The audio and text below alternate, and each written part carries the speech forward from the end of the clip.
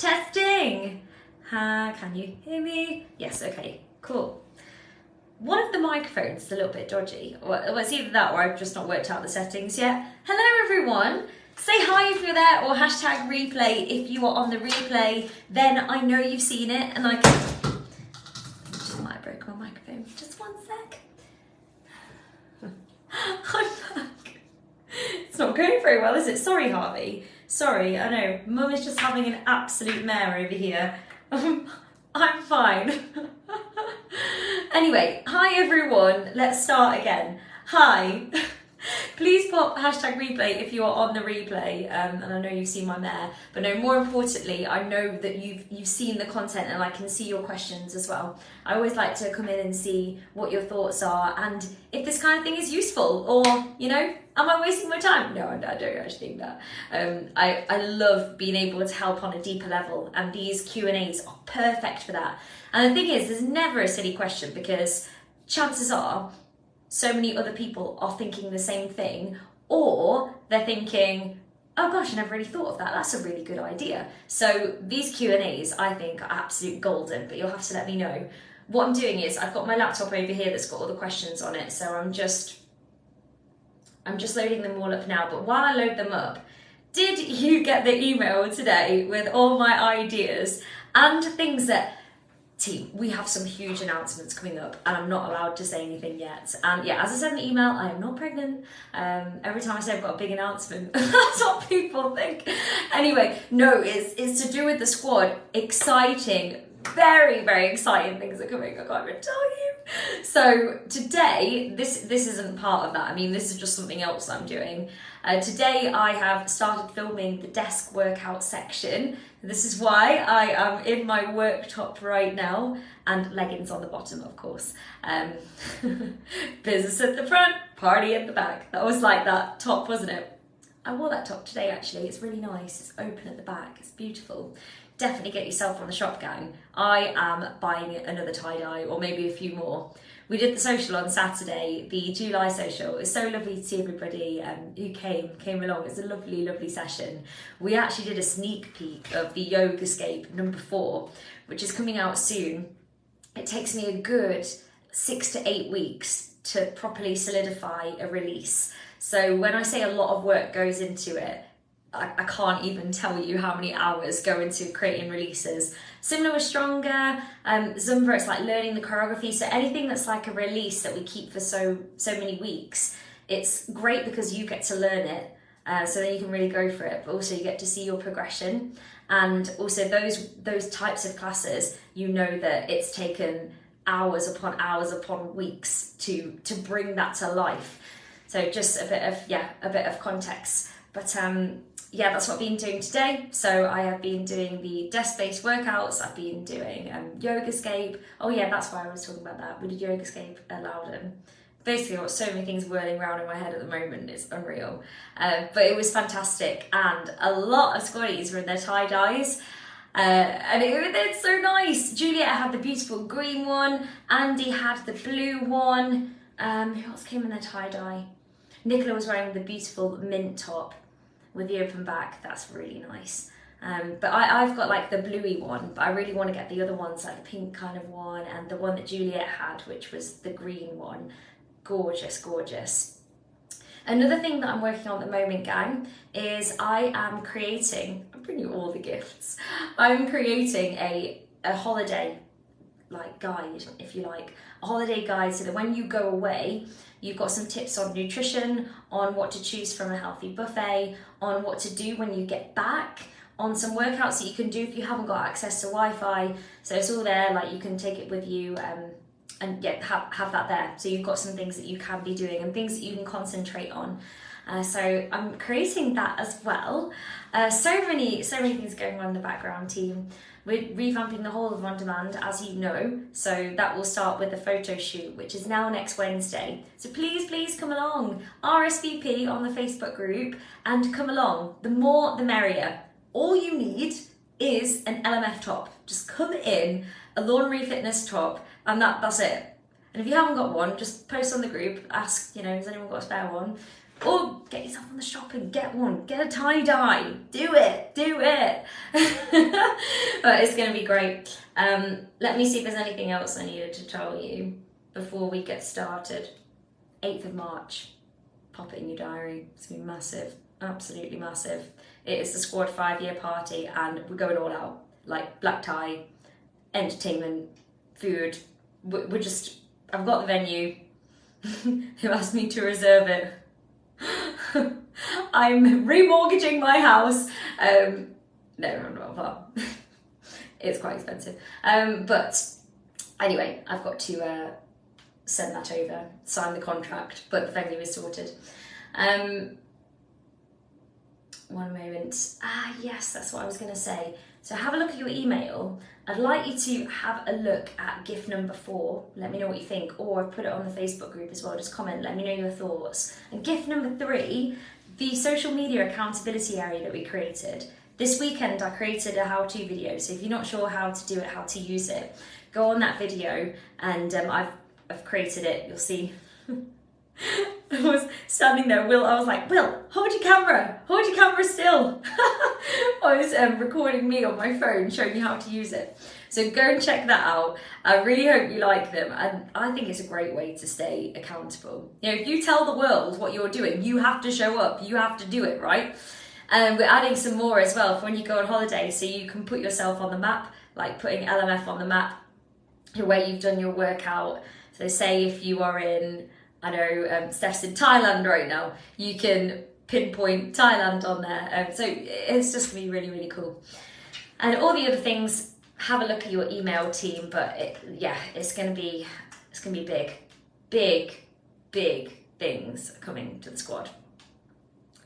On with the Q&A. Let's get to it, team. So the questions for today. Oh, Mel, hello. I've just seen your comment. How are you? I hope you're well. Because I've clicked on that now, I've scrolled to the wrong area. I've really enjoyed being back in class. Oh yeah, team, I need your holiday pictures for the guide. So please send them through to me, please. And then I can add them in and we can all be there together. No, what I want to do is just like create a page with everyone working out, like all squaddies working out on holiday. So everyone send them in. Otherwise it'll just be me.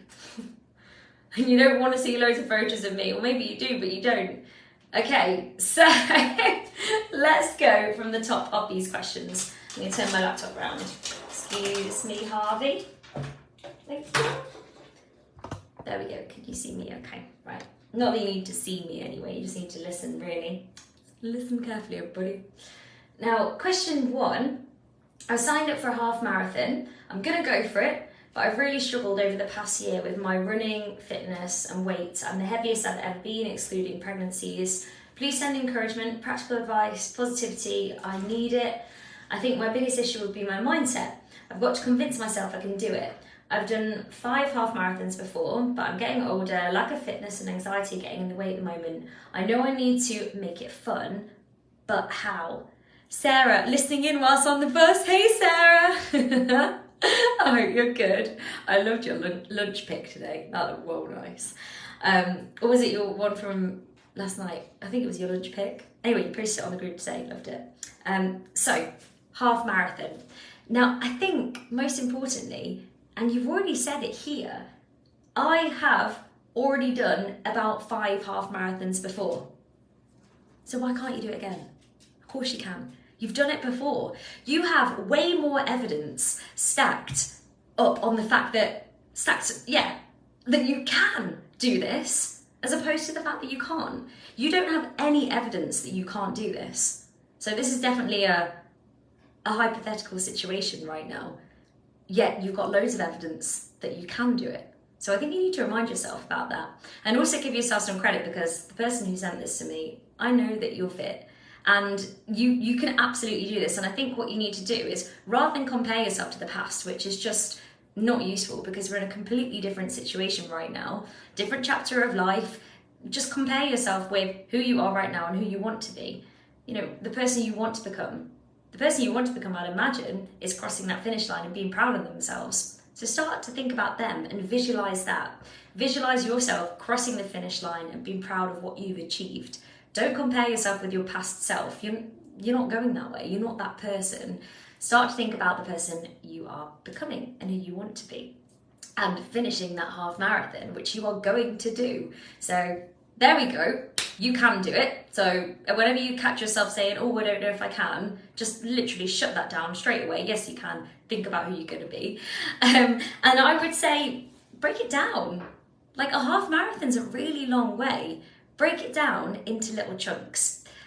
Okay, so how long have you got? Work it out. Make a timeline. How long have I got? Right, okay, let's make a training plan. Let's make a training plan that isn't too much, is flexible. So if some days I feel like I'm having an off day, maybe my knees are really hurting, I feel just super achy, my energy is just not there, then you can move your run to a different day or your training to a different day. So you've got that bit of flexibility in there. And I would say training for a half marathon, progressive overload, like bit by bit. I made the mistake a few years ago, so just speaking from experience here, where I tried to go too hard too fast and I gave myself an injury. Basically, I was like, yeah, I'm gonna smash it. I can't remember what time I wanted to do. I wanted to do under an hour and 30 half marathon or whatever. I'm gonna do it. And just started training way too hard, like going too fast all the time, not allowing adequate recovery, didn't really properly build it up. And then guess what? I couldn't do the half marathon when it came round to it. So I had to defer until the year after. And that was the most frustrating thing. So build it up bit by bit, start off small. And I would also be thinking about your training around that. How can you support your running? Because we all know that if you just do running, it's not good enough. You're going to be begging an injury. You need to be supporting your training with adequate rest, protein, hydration, and adequate rest means enough sleep and also rest days. If you're training harder, you need to be also resting harder. So maybe a couple of rest days in there. Then doing some strength training a couple of times a week and making sure you do your Pilates as well for that core, for the core strength, which is going to support your running. And the booty band's a good one as well. Booty band, stronger, strength intervals, Pilates, Yogascape, putting in a bit of a mixture into your plan, and then you'll be away. Build it up bit by bit, but you can absolutely do this. And to make it fun, I find, when you do a plan for your workouts, I find that really fun. I genuinely do the same thing. I literally plan my workouts on a Sunday and I base it around what I've got going on that week. I try and stick to the same time every day because routine is key, unless I absolutely can't for whatever reason. And I base it around what I've got going on and what classes we're doing, so that I'm not doing too much of the same thing and what I do supports what we're doing. Because I am training, not for half marathon, but I'm training to be the best instructor that I can be. And it's important, you've got to train for what you're doing, right? Caroline, I've just put a question on the Facebook page. Should I repost here? Yes, unless if you put it on the thread with the Q&As, because that's what I'm looking at. Maybe pop it on here, because I wouldn't see it now. On the Facebook page. Is that on the group or on the page? Anyway, maybe just pop it here and then I'll see it, Carolyn. Another way to make it fun is just mix up the routes. You could have days where you do one route, days where you do another route. It was the breakfast one. The breakfast one. Which is the breakfast one? Maybe pop it on here. I've forgotten the breakfast one. And then also listen to music, listen to podcasts. I listen to podcasts on my runs, and to get good at running, you need to the majority of the time just be kind of chilling on your runs as well. Most of the runs you want to be plods, or maybe it's called fartlek, where you run and then you walk and then you run, you walk, or you're doing going fast, going slow, and then just the odd one where you are you're pushing it. Right. Okay. Next question. All right. Ideas on low-calorie vegan protein sources and the calories I should be aiming for to get maximum weight loss, and also ideas to replace coffee and increase water intake while I'm staying awake. Fibro fatigue is a massive issue at the moment. Okay, it's quite a lot here, so let's break it down. The first thing I want to talk about is what calories should I be aiming for to get maximum weight loss? Now, I mean, let's be honest about it here. The less you eat, the faster you're going to lose weight. Is that the fastest way to lose weight? No. You know why? Because if you put yourself into such a severe deficit, then what is going to happen is you cannot maintain that. You cannot keep it up. Your energy levels will be through the floor. You'll be feeling rubbish. You'll be really irritable. You might be feeling really lightheaded. You won't be seeing the results from your workouts. In fact, will you even have energy to work out or put your all into your workouts? So it just won't be sustainable. And then a lot of people who do this and put themselves through crazy diets, or they put themselves into a massive, severe calorie deficit, don't end up losing weight, because then in the end they end up trying to eat more and then feel really bad about it, so they go on a severe deficit and then kind of undo it all by just not being able to maintain, eat more, and you end up in this awful vicious cycle of bullying yourself because you can't quite understandably maintain this ridiculous calorie deficit. So it's a case of like not being kind to yourself. So I would say, let's think about what we mean by maximum weight loss, because like I said, that's what happens. You know, the less that you put into your body, the faster the weight loss is going to be. Is that a good thing? Are you being kind to your body? Are you giving your body what it needs? Are you going to be maintaining lean muscle mass? Because there's a level here where, you know, you want to be maintaining your lean muscle mass for your metabolism, for your shape, and for your longevity. Like you want muscles. You want muscles so that we're not going to be that little old lady that falls over and can't get up, or, you know, not be able to lift a heavy box or lift our shopping into the house, or go up and down the stairs without getting some help, or be able to pick up your kids or your grandkids and throw them in the air, or whatever you want to do. You don't want to be that person, so we want to maintain as much lean muscle mass as possible. So it's about finding a balance here. And what I would do is, if you are someone who wants to calorie count, like I don't personally advocate it in the long run. I think it can have short-term benefits to kind of get a better understanding about food, and maybe if you feel like you need a bit of a reset if you've done it before in the past. But it's not something for the long term that I would advise, because the last thing you want to be doing is spending your time trying to hit certain numbers when the science isn't accurate and it's not there. You know, on packets, calories are allowed to be 20% out. If you're relying on apps like MyFitnessPal, again, they might go by the packets or just what people have put into the app, so they're not accurate. So I go more on kind of consistency with your food, and then you can alter it slightly there, and also listening to your body and how you feel.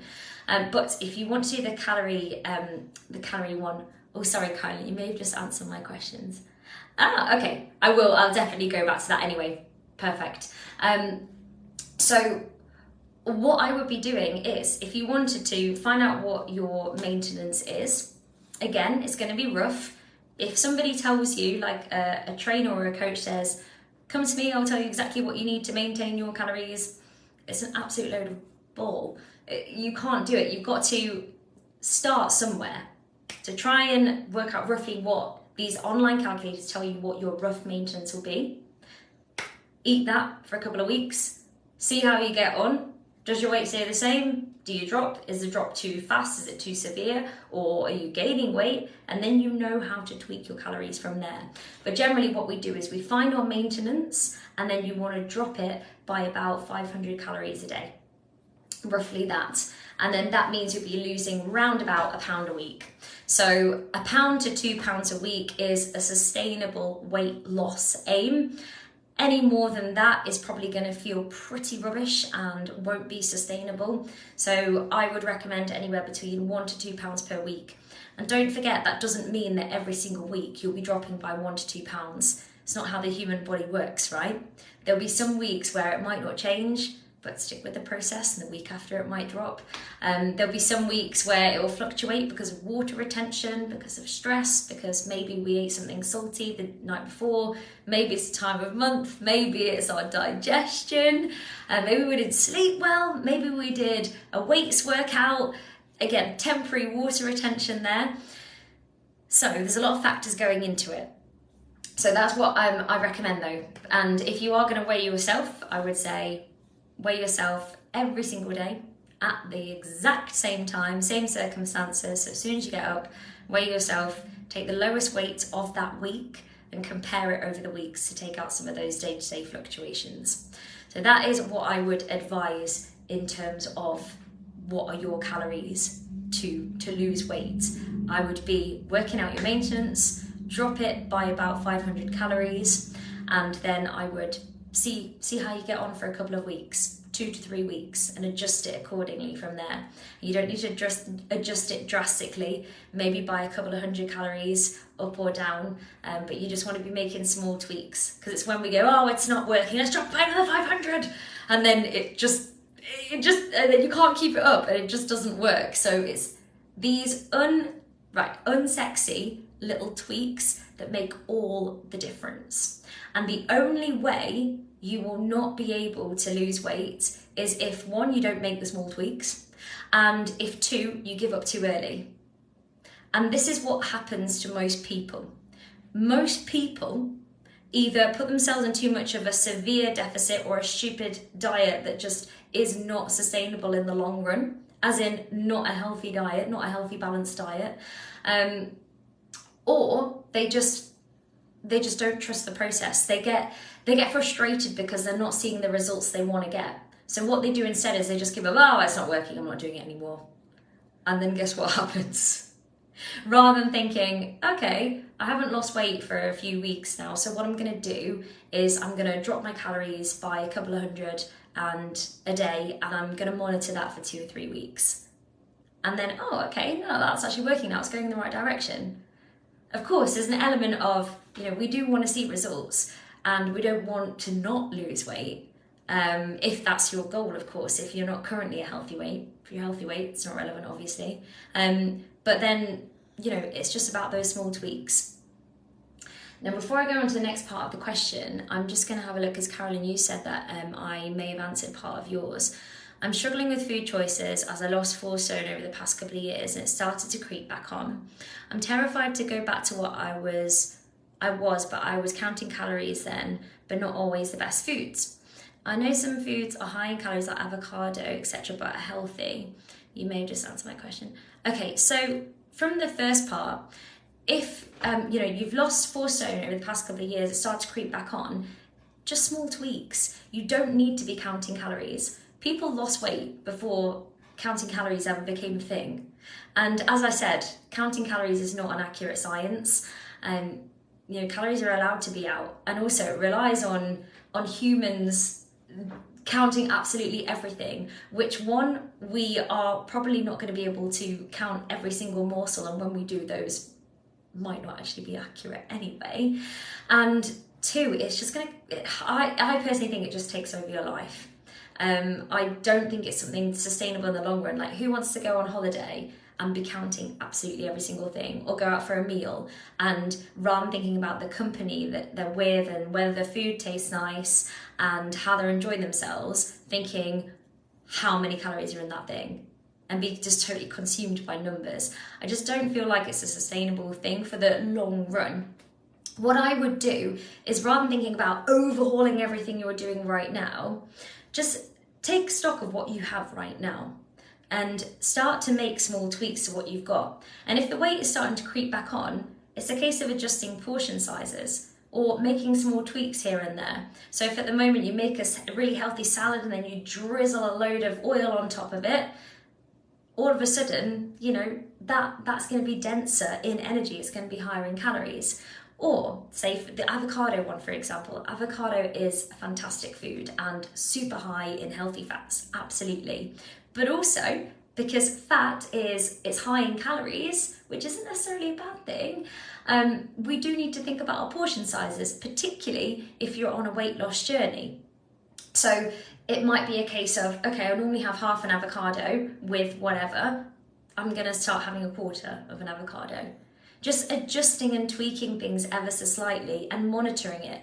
Because if you wildly have different foods all the time, what have you got to go by? it's going to be really, really difficult to gauge anything. So I always say to try and have a really similar breakfast, or have the same, I have the same breakfast every day.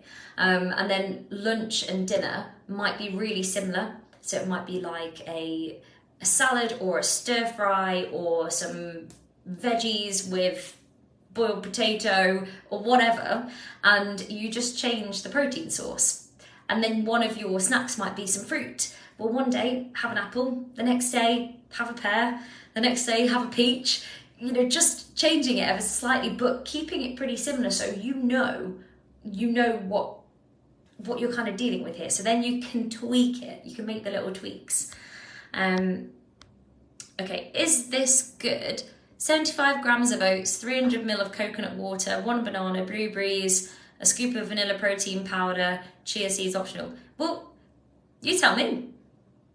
Do you feel like that sounds good to you? 75 grams of oats sounds like a lot to me. A normal portion, well, I'll say normal, usually a portion's about 45 grams of oats. And it depends if you like coconut water, and it depends on what you want for your toppings. So I would just think about what you enjoy and think about what you're putting into your body as well. So you've got oats there, which are a fantastic source of slow release energy, carbohydrates. Coconut water, I mean, if you feel like that kind of thing, great. Or you could just add normal water if you're going to be putting a scoop of protein powder in there. Banana and blueberries, great toppers, perfect. And if you want some chia seeds for some like omegas, yeah, great, perfect. But you've got to think about what you enjoy eating as well. All right. So the other parts of that question were ideas to replace coffee and increase water intake while staying active. Okay, team, what do you do? What do you do to replace coffee? I would say, you could even cut down by 1 cup. That could be like an idea, and just replace it with a cup of tea. Or maybe green tea, which has got less caffeine in. You might have a herbal tea. There's just a few ideas maybe. Don't write any others down. No, just those ones really. I've put herbal tea, green tea, and just cutting down by 1 cup maybe. Or if you want to completely get rid of it, maybe having decaf instead. For having more water, you could make it more interesting, like put in lemon or lime in, or infusing it. Yeah, Mel, decaf tea. Bam, there's one. You could infuse your water. You could set reminders on your phone. Or one thing you could do is build it into your day, into your daily routine. So as soon as you wake up, you have a big glass of water. And then as soon as you've done your morning class, you have a big glass of water. And maybe you're sipping water throughout class as well. Just building it into your day and having it at set times, so then you remind yourself to drink more water. And you can also get one of those bottles that tells you how much you've got left to drink. They could be really useful. And with the fibro fatigue, I think it's really important to be focusing on what you can control. And that is eating a healthy, balanced diet to give your body enough energy. So it's going to be fibrous carbohydrates, it's going to be lean proteins, it's going to be fruit, vegetables, keeping super hydrated. And you've got to think about getting enough sleep. So have you got a consistent sleep schedule right now? And just basically just doing the basics. What can you do? If you're feeling stressed, that can increase your fatigue levels. What can you do to release your stress? And in terms of the exercise, if you're suffering with fibro, maybe doing more sort of yoga, Pilates, and more low impact kind of things for now. That might be helpful. But definitely going to speak to your GP about it as well. But I just come from a background where you've got to think about holistically, what can you do to control the controllables? So exercise, diet, sleep, stress. If you're thinking that one of those areas isn't great right now, or maybe you're thinking I could do better on all of them, choose one. Choose one area to work on this week. Focus on that next week. Choose the next one. Rome wasn't built in a day, but all these little tweaks and little changes will build up over time, and yeah, you'll be feeling so much better. Okay. I do stronger 3 times a week for 6 weeks, and then I change it to a new release along with other exercise too. I've increased the weight I'm using, but I'm still only using my 2 and 3 kilograms. I'm not ready for my 5 kilograms yet. My aim is bone strength and weight loss. My question is, should I be doing more of a hybrid strength training and not just stronger 3 times a week? I additionally do booty band once a week and some holistic. I feel good. I've lost 1.5 stone since March. So I kind of think that if I keep doing what I'm doing, it's going to be working. But I need guidance if this is the right approach. I mean, if you feel good in yourself, you're feeling great in yourself, and you've lost 1.5 stone since March, I would say keep doing what you're doing. I think it's working really well. In terms of the strength side of things though, if you're wanting to improve your strength, I would say, yeah, great idea doing stronger for a few weeks, 3 times a week, brilliant stuff. And then I would be working on increasing the weight towards the end of that period, maybe even like 4 weeks. If you're doing it 3 times a week, keeping the same release, if you do it 3 times a week, I'd keep the same release for about 3-4 weeks, and towards the end be upping that weight, be increasing your weight and going for it, and then change the release. But there's nothing wrong, if you enjoy doing stronger 3 times a week, there's nothing wrong with doing stronger 3 times a week for your strength training. And I think it's great that you've popped some booty band in there as well. Another one that we do is HIIT with weights. So that is, it's got a cardio element to it as well, but that is another good one. There's also strength intervals if you wanted to do that once a week. If you wanted to change it up and say do stronger twice and then one of those. So that's an option. And in terms of the hybrid, so this particular squaddy sent me the hybrid, and I think you've got a really good mix going on. I would just say make sure that you're getting enough rest and recovery so that you can actually reap the rewards as well. But I think from your plan, you put enough space in between the strength days. So I would, if you're doing stronger 3 times a week, I'd definitely make sure you get at least 1 day's rest in between them. So stronger, then the next day you do maybe like a power walking or Pilates, then you do stronger, and then the next day doing something else just to allow your muscles to recover. And making sure you have enough protein, water, getting rest. But if you're feeling good, totally fine. But what I would say is if your aim is for bone strength and weight loss, get yourself a barbell. Definitely get a barbell. You will see a noticeable difference. See and feel a noticeable difference. So if you go to the equipment guide on the member home, click equipment guide, on there's different things that we suggest. You don't have to use those, but it'll give you an idea on what kind of barbell. Just get a barbell. That's all I'm going to say. Get a barbell. It's going to work. And for weight loss as well, strength is a really important part of that. So you keep that lean muscle mass, which is really important for your body shape, for your quality of life, and for your metabolism too. So brilliant. Just keep up the good work. And maybe if you feel like it, a little bit more of what you can do wherever. Just making sure that you've got that rest as well though. You're doing a lot, so I'd say like a couple of rest days where you're just doing a nice easy walk, or maybe some yoga or something. By the way, can you hear Harvey in the background? He's snoring his head off. He's just at my feet. He's got like a little bed just at my feet.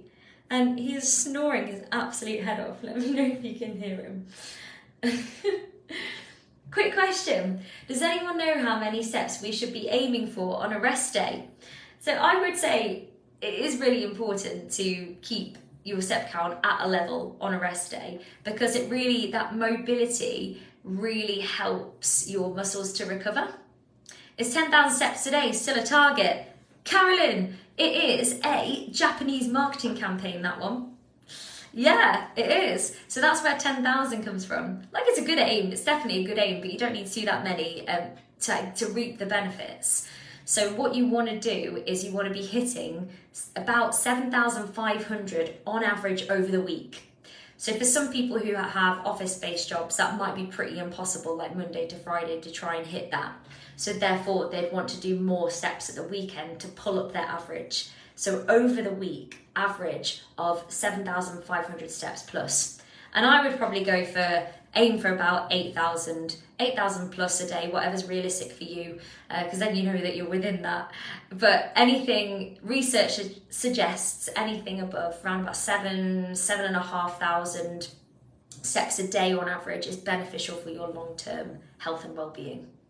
10,000 is a marketing campaign.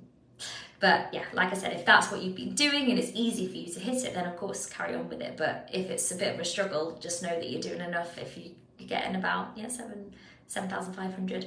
So on a rest day, that's what I would say. Can you aim for, if it's realistic, can you aim for 7,500, 8,000 steps? Can you do that roundabout? Just then it helps to promote the blood flow to your muscles, which is going to help them to recover. And it's good for your mobility, it's good for your flexibility, it's good for your mood, your energy levels. So that's what I aim for on a rest day, round about that. And of course, not thinking, oh, I'm resting today, so I must hit 25,000 steps, because then is it rest day anymore? Is your body going to recover? So bearing in mind what the purpose of the rest day is as well, to allow for recovery. When tracking measurements, I can see a graph comparing my weight one week to the next, but how do I see progress in the other measurements, such as the waist? I can only see the last one I put in. You just click on it, and then that one will come up, basically. That's what Tech Will said anyway, I think. Let me know if it doesn't work. But yeah, basically if you just click on the one that you want, then it opens up and you can compare them over the weeks. Now I've got 2 more questions, and if anyone has got any more, feel free to pop them in here. My back is still giving me pain. I did no exercise for a week apart from walking, and it felt better, but not perfect. I've done 2 morning yoga classes, and I went for a 4K run. It doesn't hurt when I run, but then last night my back was sore again. I did some gentle stretches before bed, but this morning I just went for a walk because it's painful again. It's definitely muscular. I'm just wondering if you had any advice. I'm finding it so frustrating because I was feeling in a really good place in my exercise routine, and I was feeling strong in my core. I'm doing more stronger classes, but being sensible about the weights I was lifting. Hope you're having a wonderful, restful holiday. Yeah, this was one from a traffic light, so it was from last week as well. So just to kind of go over what I spoke about last week, but also to add to this, if your back is giving you pain, rest is really, really important. Like, you need to be resting, and just gentle walk to help promote blood flow is going to help. It's going to help with recovery, and maybe some real gentle stretches, like some gentle yoga, absolutely. And if you go into on demand and you type back in, there's some back release stretches. There are some back strengthening things as well. But for now, I think I'd probably just try and work on really releasing any tension in the area. But rest is important. So if you find that you didn't do any running for a week and all of a sudden you go on a 4K run and then it comes back the next day, like running is really hard. It's hard on the joints, it's hard on your body because it's that constant impact, especially if you're running on hard surfaces like concrete. It's hard on the body. So we've got to think about how we're doing it and how we're holding ourselves when we run. It could be so many things. One thing it could be is how you're holding yourself when you're running, so how you're holding your core. So if you feel like you're getting real bad back pain when you get back, is it a tightness in some muscles maybe? Where are you tight? Are you tight in your hip flexors, which is pulling on your back? Or do you feel like maybe you're not running very upright and actually you're kind of leaning forwards a lot and then it's putting pressure onto your back? Or maybe the other way, how are you running? So maybe thinking about how you're running, and if you're fatigued, if you're feeling really tired in yourself, maybe you're going to be holding yourself in a different way to how you normally would, and that could cause some back pain. It can literally be so many things. It can be stress. Stress can give us back pain. It can be the time of the month can give you back pain. It can be so many different things. It could be core strength, but I know even here, so I'm feeling strong in my core. I'd be having a look at what you're doing over the week and how you're feeling in yourself. Have you got any real areas of tension in your body? Any stress? Have you got any stress going on in your life right now? Like, what's happening at the moment? And then be thinking about, maybe for now, you can do things like heat to promote blood flow to the area, again, to help recovery. You can do things like ice, that helps reduce inflammation. So there's a couple of ideas. But I would just be thinking about, okay, what can I do long term? What can I do now? Right now, prioritize rest and recovery, some real gentle things. If you want to do some cardio, maybe don't do the running right now, maybe do something more low impact. We've got things like Sculpt, we've got like power walking workouts, we've got aerobics, combat, Zumba, doing something like that depending on how bad it feels. And then when you go back to your running, building it up bit by bit, and it might be a fast walk and then into a bit of a jog rather than going straight out on a run, and just doing it as a bit of a tester. Making sure you've got at least a couple of strength classes in there a week. So maybe a couple of strongers, or it might be a stronger and a beauty band.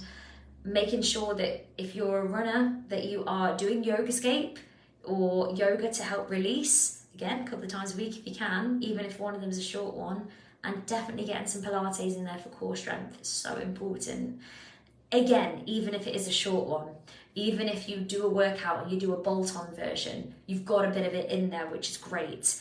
So that's what I'll be looking at your workout plan more for the long term as well. But for now, just using what we've got with how we feel and building up from there, I think that's really important. And I really hope it feels better soon as well. Really do. Now we come to the last question, gang. Can someone help me with some ideas for healthy snacks? I have a really sweet tooth and I'm trying to avoid chocolate. So any ideas, team? Pop in your healthy snack ideas into the comments. I would say firstly, why are you avoiding chocolate? You realise that when you try and avoid something and you tell you, or not you personally, but we tell ourselves, I'm not allowed or that chocolate, or I need to cut sweets out, or I need to cut biscuits out, or I shouldn't be eating the chocolate cake, or I shouldn't be having the glass of wine, I shouldn't be having that, I can't have those anymore.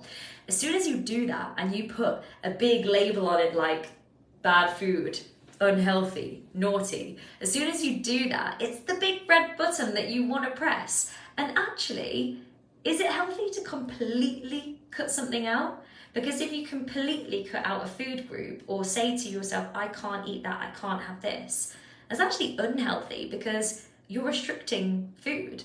You're restricting something, which is not a healthy balanced diet or a healthy way to think. If you're telling yourself, I'm not allowed that, I can't have that, then that's actually unhealthy. So what we want to do, of course, is we want to be focusing more on the nutritionally dense foods, that's what I want to say, and then a bit of what we want as well. So firstly, I would say you don't need to avoid it completely. I think it's actually important to have a little bit of what you want. It might not mean that you have a bar of chocolate every single day, but it might mean that, do you know what, that's my treat that I have on a Tuesday and a Thursday. I have a bar of chocolate with my cup of tea or something like that, or I have a couple of pieces, or whatever you want to keep the craving at bay, if you like. Handful of fruit and nuts, yeah, totally. Dark chocolate, I have a square, there you go, a square a night. Exactly, so you don't need to cut it out completely. There is nothing wrong with chocolate. There's nothing wrong with anything. It's all in moderation, isn't it? But I would just be very wary of trying to cut things out. Like if you've ever cut anything out completely in the past, like said, right, I'm not allowed that, I can't have that. How did it work out? So I would just say a little bit of everything is part of a balanced diet. And in terms of more nutritionally dense things, so say some days, okay, I might, right then Lorna, whatever, okay, I'll have a bit of chocolate some days, but what can I have then? So I would say things like, you could have Greek yogurt and honey. You could have fruit. You could have dried fruit. So yeah, like Karen said, fruit and nuts, perfect. Things that I personally have. So I'd have a protein bar. Again, it's probably not like the best choice or the most nutritionally dense, but it works for me and it keeps me going until my next meal. But I'll just be thinking of things like that. What else did I put? Oh yeah, rice cakes, peanut butter. You could make your own oaty cookies or make your own banana bread or something like that if you like cooking, if you like that kind of thing. But they're all different ideas. Even things like, the other things I really enjoy, I really like that fruit bread. No, malt loaf's alright, I'm not too much of a fan of malt loaf. But the like fruit bread, like fruit toast, that's really nice. Have some of that. That's quite sweet, I guess. But yeah, all different things like that. I hope that is useful though. And I hope this Q&A's been useful. It's been quite a long one, hasn't it, guys? But I'm trying to give you as much information as possible. Like I said, the idea of these Q&As are that they're a real deep dive so that we can really go into things. Just give you that extra level of help with whatever you are struggling with at the moment, team. So I hope this has been useful. You'll have to let me know. And you're so welcome. You're so welcome. I hope it's been useful, everybody. And the next Q&A will be it's bi-weekly, so it's not next Tuesday, but the week after. But anything you're struggling with, you know you can reach out. And next Tuesday, I'll be putting up the post to collect all the questions. So either send them in to me or comment on that post. And in the meantime, like I said, if you need anything, just get in touch. And also, in the meantime, send me your holiday snaps so then I can put them onto the holiday guide and save the 8th of March. Bye, everyone. It's great to be back, and it is great to see you all. Oh, you're so welcome, Mel. You're so welcome, Carolyn. Thank you so much. And I will see you in class tomorrow. Vicky, you're welcome. Oh, Will's just come home. Hi, Will. Hello. See you, team. Bye.